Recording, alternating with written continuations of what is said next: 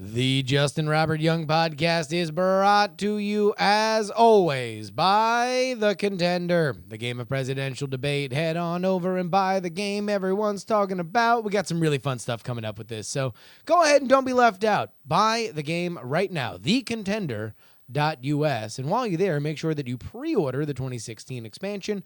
All the quotes from this, the craziest primary season in history, available as a 100-card extension to your deck. Also, by patreon.com/JuRY. Again, guys, we are at 415 patrons. We are only 5 away from the Nate Dogg. 420 YOLO swag. Listen, man, if 5 people just kick in 5 cents, that number goes over 420. Let's do it, folks. Throw our hats over the walls, beat our swords into plowshares. Come on. You can do it. The locomotion with me. What do you get? All right, well, I mean, listen, you support this show. You also support my One Mic Politics show, Politics. It's just the best time in the world. Thank you so much, everybody who does it now, and thank you if you are about to do it because I'm talking. Patreon.com/JuRY. But what do you say we go ahead and start the show?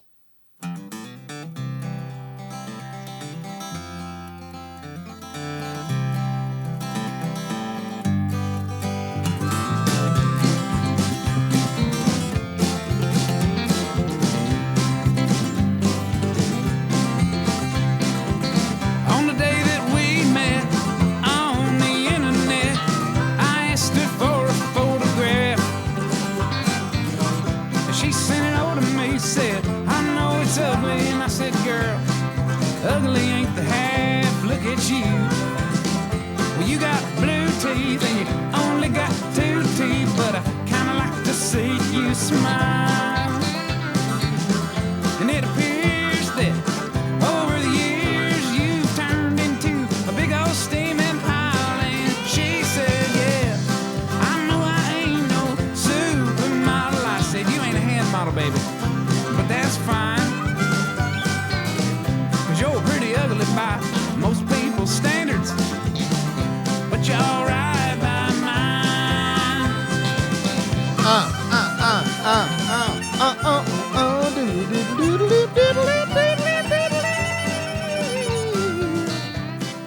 Oh my good God, ladies and gentlemen, welcome to yet another episode of the Justin Robert Young podcast.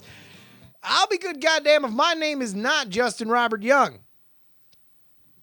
I'm here with you on a Sunday evening as I normally am, and I gotta tell you, I'm in a glass case of emotion because a lot of things are happening. Ashley's out of town. She's there at Anime Boston doing her job for Twitch Creative, recruiting good people for the platform. But that means for the old Gerbs, man, I'm a solo writer. I'm out of practice at being single, being alone. You know, I was on the road a lot. It was a lot easier because, I had stuff I had to do. I had to wake up at a certain time. I had to go somewhere else and do a thing and get paid for it. If I didn't do it, then I was bad at my job. Now I'm just sitting around. I'm just drinking beer and ordering Chinese food when I'm hungry. It's bad news bears, man. I feel like if I were single now, I would probably be dead in like 5 years. I'm just, so I'll use that if Ashley ever wants to leave me. I'll just be like, listen, understand that I'll be dead within 5 years. And so I'm not saying the blood's on your hands, but I mean, you might want to wear gloves. And then amongst the wayward bottle rocket with its stem cut off trajectory that I was on this weekend, all of a sudden something amazing happens.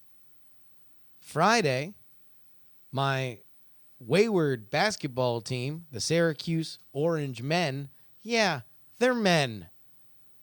And the Syracuse Orange Women, yeah, they're women. Sorry, that's really inside. If nobody knows the whole point, like a couple years ago, they just made it the orange, the gender neutral orange. And it's always annoyed me because I graduated when they were orange men and orange women. I mean, and it's like, whatever, right? Like, it's fine. It's fine. That was inside. I don't know why I wanted to get so strong about that. But both the orange men and the orange women have made the Final Four. Friday, they got out of the Sweet 16, got into the Elite Eight. Today, they beat the number 1 seeded Virginia Cavaliers and advance to Houston, Texas for the Final Four. Now, I know a lot of people who listen to this show could give a rat's ass about sports. And many of you could give a rat's ass about college sports specifically. Because college sports are weird. You know, they're kind of tribal. It's odd. A lot of times they're more community driven. It's not like everybody who roots for Alabama went to Alabama. It's not like everybody who roots for Florida State went to Florida State. It's just like, you know, it's a family tradition. So I'm not going to talk about sports. I'm not going to talk about Coach Boeheim. I'm not going to talk about their keys to the victory in the Final Four. I'm instead going to tell you 3 stories. 1, a tale of very silly drunken debauchery. 2, a melancholy tale of the impending death of a relationship. And then another story about a peak in my budding journalism career that also has a fun little drunk story twist. But all of them center around the Syracuse men's basketball team. I figured that would be this is a fun little theme show. We're going to celebrate the orange by telling these 3 stories. So let's start with what I consider to be my favorite. If you are not aware, the Syracuse men's basketball team and football team play in what is called the Carrier Dome. It is a gigantic dome. It looks like you put a bunch of concrete walls around a big pit of pillows, and all the pillows are bubbling up from it. It is a cavernous arena. It was made long ago. If they could remake it, it would look a lot more modern, but it does not. And it has a lot of fun, fond memories for me. One of those is Break the Record Night. Break the Record Night was very special. Syracuse, because they had such a large facility, aimed to set the on-campus attendance record for any event. I think it was any event. It might have been sporting event. So they make this really, really, really big deal about everybody's got to come. We're going to just blow the doors off. It's going to be a rivalry game against Notre Dame, and everybody needs to come out because this is going to be on national television, and we are going to break the attendance record. So there's a buzz on the campus. People are waiting outside for tickets the whole week. Now, at this point, I had left the Daily Orange, but me and my managing editor, Ryan, at the time, were very excited about going to this game. We planned a whole day around it because this was the first time that ESPN was going to come with their College Game Day show. This was the first season that they were doing College Game Day for basketball. If you're unfamiliar with what College Game Day is, basically ESPN does a show in the morning that previews all the games on that Saturday live from a college campus. It's huge for football. For basketball, it was just getting its sea legs because this was its debut season. So we're like, listen, we're going hard. We're going hard all day. We are going to make this happen. This is going to be the most epic day ever. So we got to get down to the College Game Day set by some ungodly hour, like 8 o'clock in the morning. Wake up, knock on the door, pop, pop, pop. It's Ryan. Hey, man, what's up? Did you get a good night's sleep? Yeah, so did I. Rad. And then he kind of pulls out from his jacket a little Crown Royal bottle. It's like, all right. And he just starts pouring shots. He doesn't even ask me, hey, do you want shots? Just starts pouring them because he knows it's go time. Pour the shots. Take the shots. Grab a couple roadies because it's snowing, and nobody's going to stop you for drinking in public if it's snowing. That might be the only good thing. You've heard me talk a lot of shit about snow on this show, but there's one thing that I will say is totally true. No cop is going to make an effort to come talk to you about the fact that you are breaking the law by having an open container out in public if it's snowing. They're just going to let that go. There's an element of lawlessness for which snow brings. Make our way to the Carrier Dome. Now, you got to realize that the idea of college game day for college football is a riot, right? Like they have these big crane shots of just tens of thousands of wild kids and face paint. Everybody's got silly signs. It's a super fun looking experience. So we're excited to go there. Only to realize that between the snow, the early morning hours, and the fact that nobody gives a rat's ass about college game day for basketball, there are like 50 people there. And they've set everybody so far away from the set, you can't hear what they are talking about. So literally, you just see red lights go on, maybe 50 feet in front of you, and you're supposed to be like, yay! And so we do that for the first 2 times, then it's like, shit. We weren't able to bring the beers here into the Carrier Dome where they're doing the college game day. Let's go get a beer. And we realized that it's like 9 o'clock in the morning. They're not serving beer at the Carrier Dome. Boy, are we upset. So we head back. We're all pissed off. We're going to write these, dueling editorials in the Daily Orange the next Monday that, one side, college game day for basketball is a sham. Dueling opinion. College game day for basketball is a hoax. Debate! So we basically wind up just steady day drinking. Our neighbor had a very cute puppy. I remember very clearly that we were playing with the very cute puppy. His name was Lyric. You just throw the little frisbee. Oh, he'd just jump around. There was a pure at heart element. When you are drinking steadily all day, you start to kind of lose your mores from society, right? Like you're just spending so much time in this suspended a state of inebriation that you start to kind of wobble, right? And there was this pure dog just being a beam of light from God's own eye socket, just a glint of light shining down onto central New York, and that dog's name was Lyric. So it gets closer to the game. We go to this party. And everybody's really excited. Everybody's pregame, and then they're going to walk on down to the game. So we start playing beer pong. And holy shit, can me or Ryan lose? Now, I know these are like, dime a dozen stories. Ain't nobody want to hear about your epic beer pong run. So I'm not going to go into the gritty details. But rest assured, we wound up going on an epic run. One game, we wind up going into overtime. And so me and Ryan are feeling so sure of ourselves. We're like, hey, you want to throw a little stank on it? And we start pouring shots into the beers because that's how indestructible we feel. Win that game.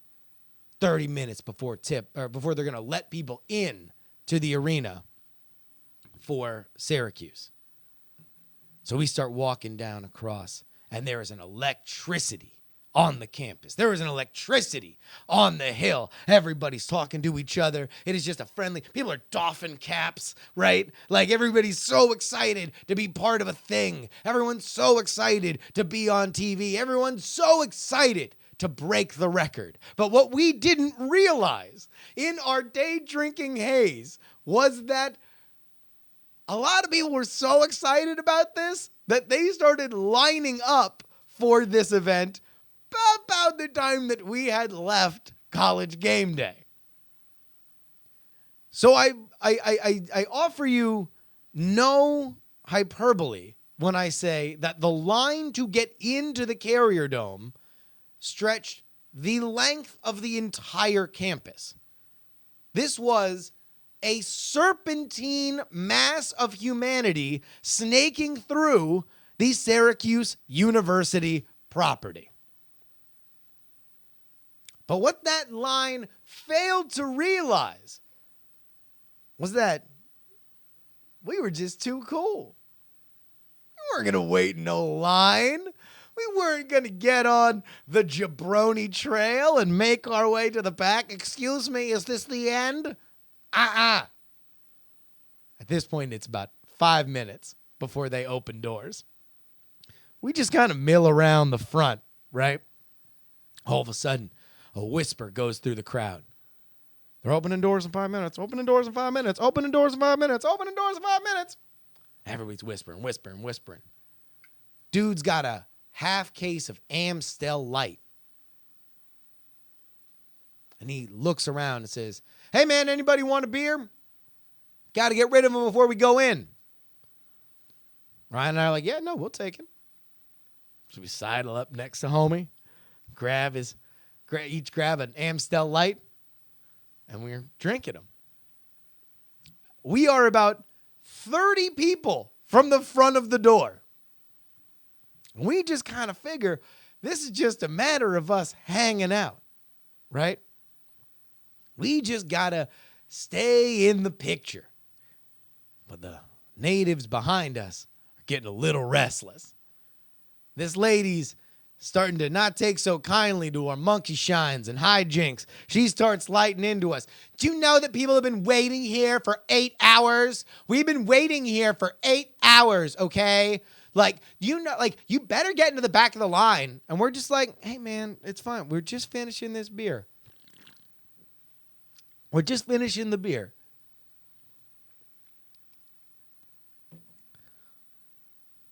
She starts getting into it, starts yelling, as if she starts trying to find authority figures. Excuse me, these guys cut in line.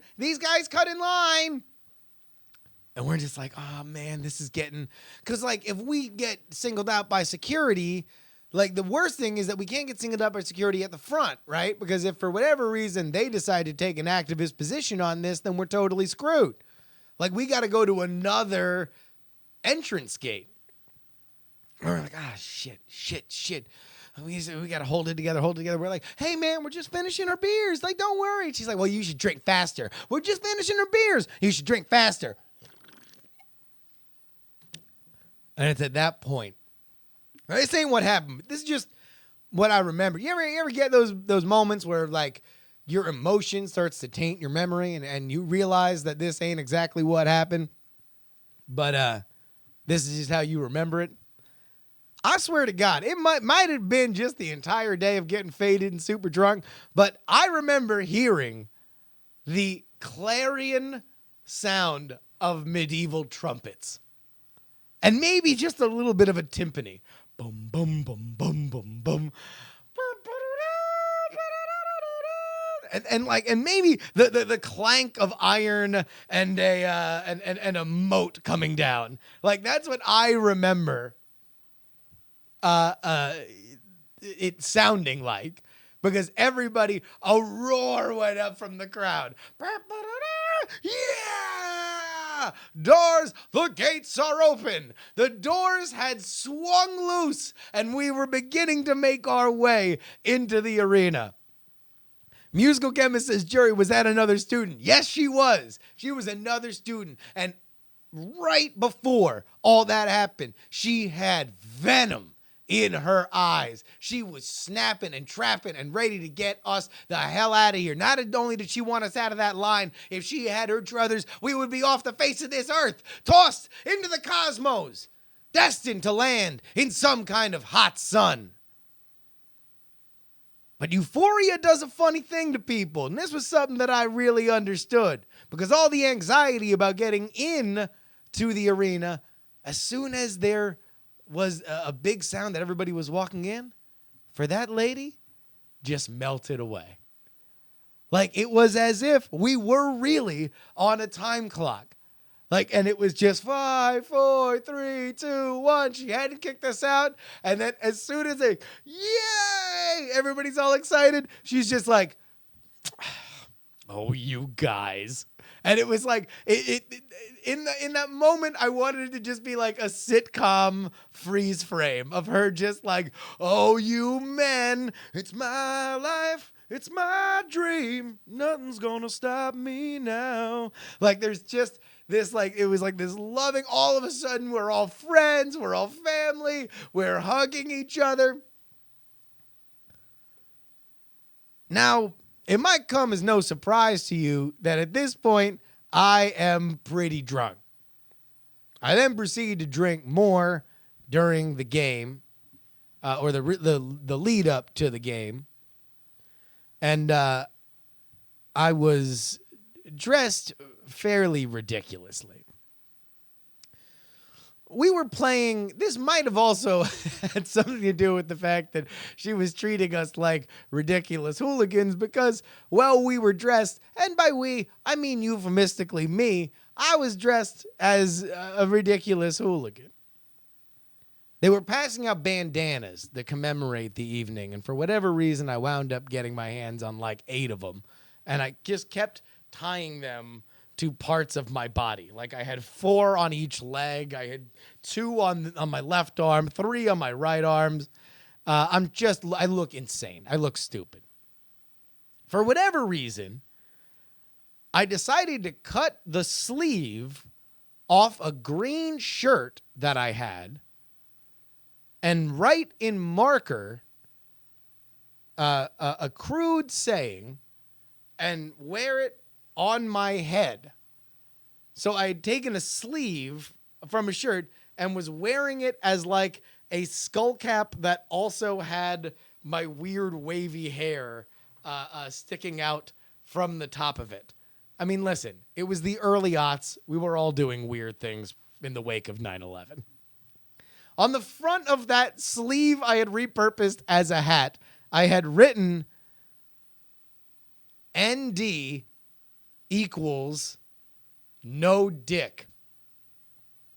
I don't know exactly what that means. I thought it was very clever. As you could see, the degree from the SI Newhouse Journalism School of Public Communications was already working wonders for my expansive vocabulary. We were playing Notre Dame. ND equals no dick. Stacey asks, are you proud of myself? No. I mean, I think it's a funny story because I can look back on it and look at what a ridiculous human being I was and make fun of myself. I don't know if I was proud, though. I was certainly not proud about what I did once I was in the arena. Because at this point, I don't know when our 2 paths diverged in the wood, but Ryan stopped drinking and I continued drinking. So Ryan was sobering up from all the whiskey shots and the beer pong and the chugging 2 Amstel Lights in line. I was not. I was continuing down the rocky road of inebriation. I'm a very loud sports fan. I like to yell. I like to yell at the refs. I like to yell about what's happening. That's why I like pro wrestling, because that kind of stuff's encouraged. As a fan, I just like to get into it. And man, was I into it during this game. Right before the game tips off, there was a local news anchor who was very well known. I think he was on CBS or NBC. And he was walking around. We were right on the... Okay, I just remembered something. All right, so we were right on the railing of where VIPs were walking. So we were leaning up against the railing and yelling at people.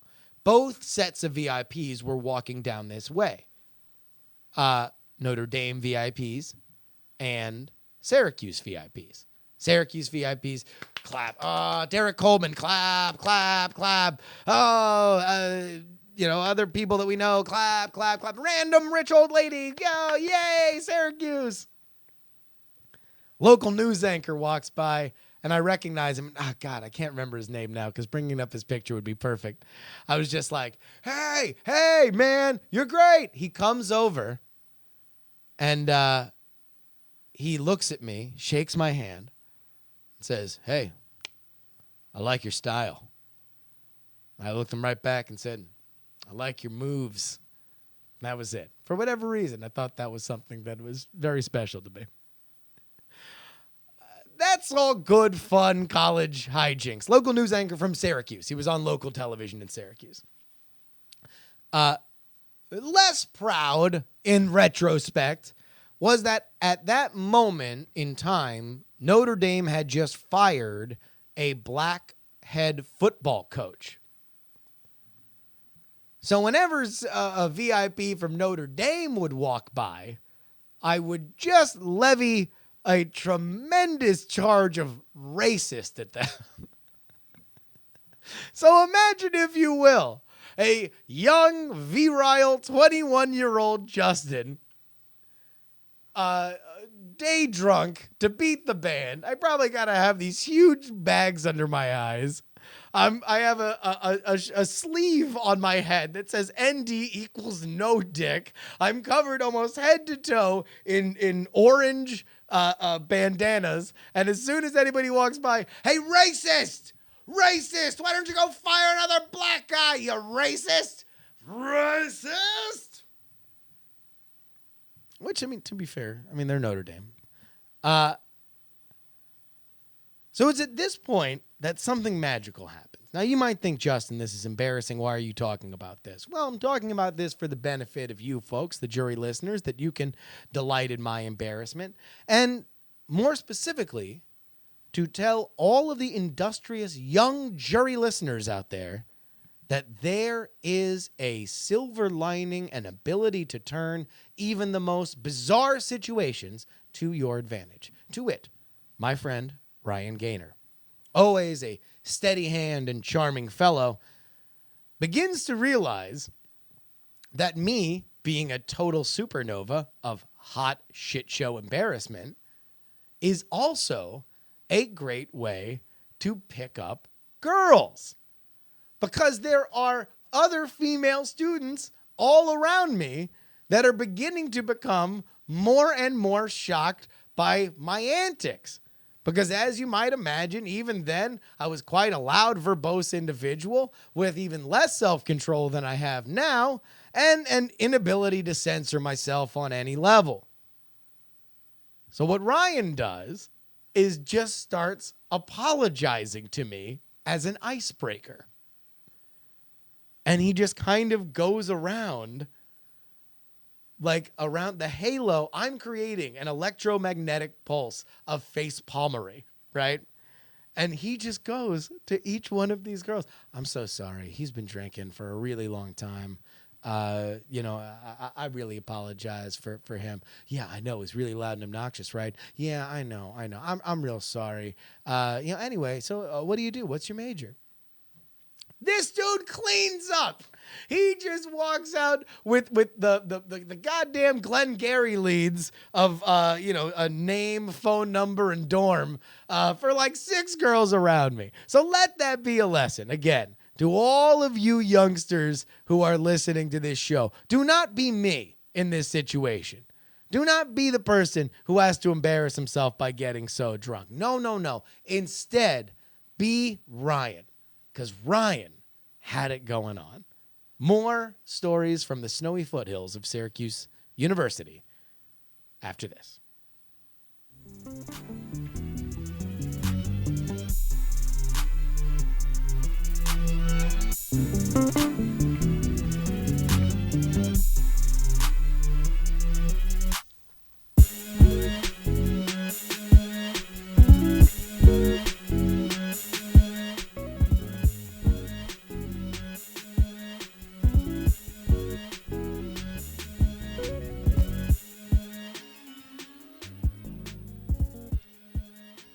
So, as you might imagine, when you are working at the local newspaper in Syracuse, the basketball team is a huge part of it.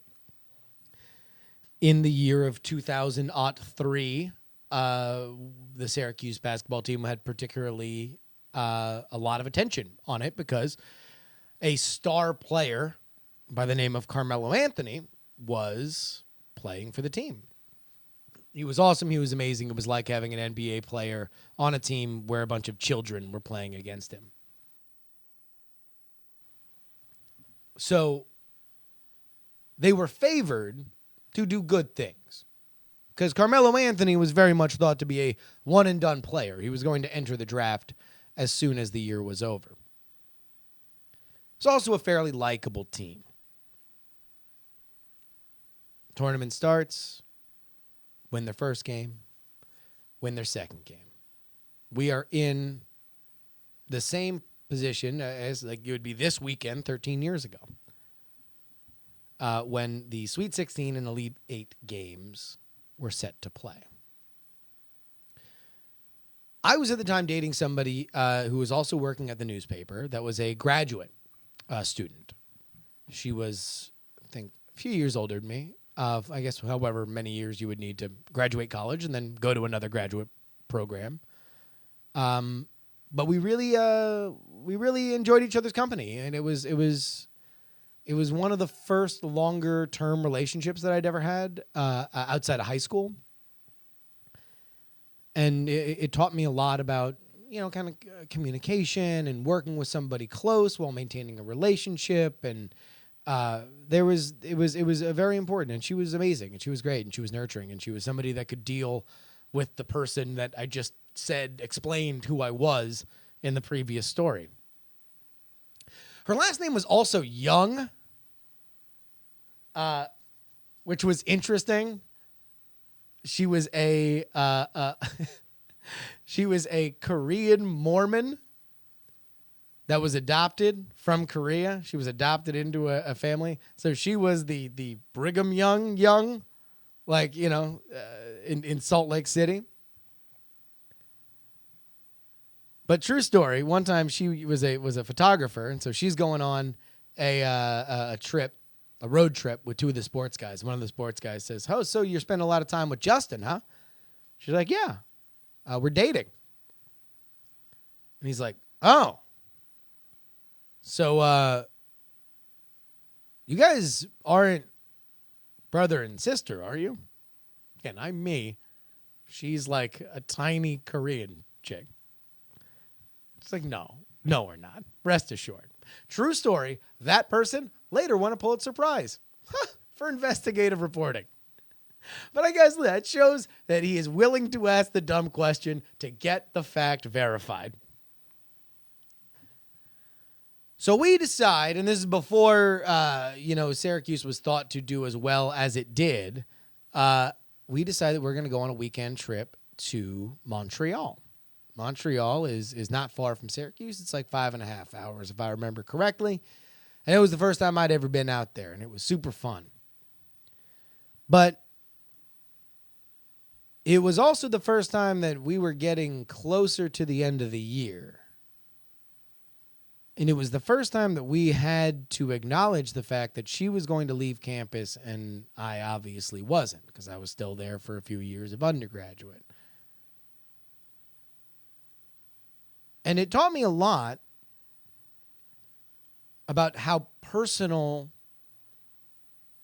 termination is and how high stakes that is when it comes to relationships.